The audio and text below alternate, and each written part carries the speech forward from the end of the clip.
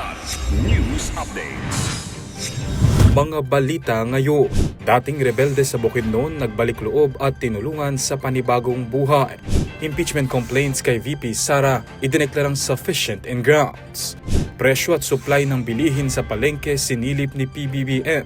Tiniyak na nananatiling matatag sa gitna ng krisis. Ako po si Cesar Soriano para ihatid ang nangungunang mga balita sa buong kapuluan. Ngayon, Formal nang nagbalik sa lipunan ang mga dating rebelde matapos makapagtapos sa deradicalization program sa ginanap na reintegration ceremony sa Impasugong Bukidnon nitong Marso 17, Martes.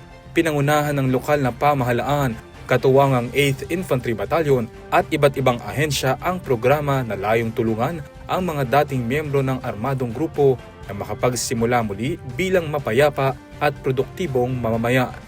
Nagpahayag ng buong suporta ang mga opisyal ng Barangay Kalabugaw, Hagpa, Kibenton at Bulonay na binigyang diin ng mahalagang papel ng komunidad sa kanilang pagbabagong buhay. Ayon kay Mayor May Okinlay, mahalagang mabigyan ang mga ito ng oportunidad at dignidad upang tuluyang makabango. Bilang bahagi ng reintegration package, tumanggap ang mga benepisyaryo ng food packs, farm starter kits, pinansyal na ayuda at tig-isang biik para sa kabuhayan. Iginiit ng 8th Infantry Battalion na kritikal ang reintegration sa pagpapanatili ng kapayapaan at pagpigil sa muling pag-usbong ng insurhensiya.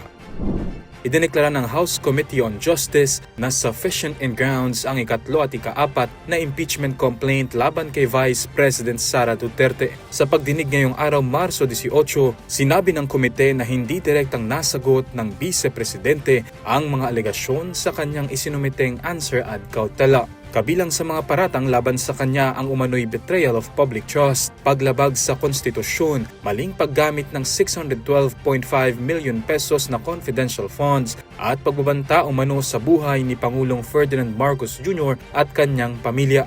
Ayon kay House Deputy Minority Leader Leila de Lima, kulang ang paliwanag ni Duterte sa mahahalagang issue tulad ng paggamit ng pondo at iba pang dokumentong siya mismo ang lumagda.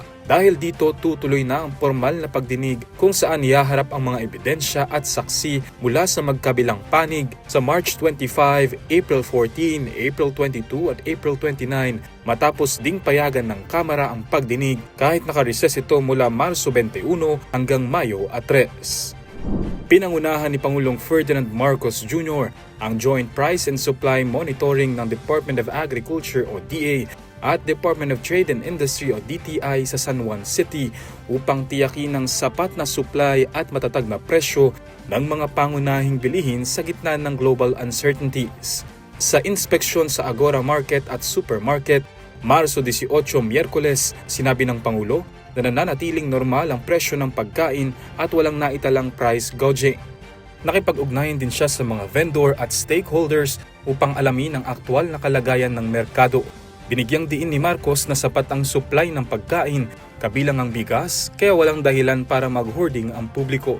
Pinuri rin niya ang mga vendor sa pagsunod sa suggested price cap ng DTI at pagpapanatili ng presyo.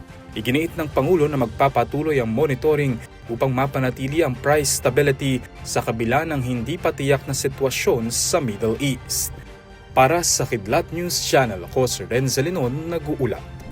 ako po si Cesar Soriano kasama nyo sa bawat pagputo ng balita.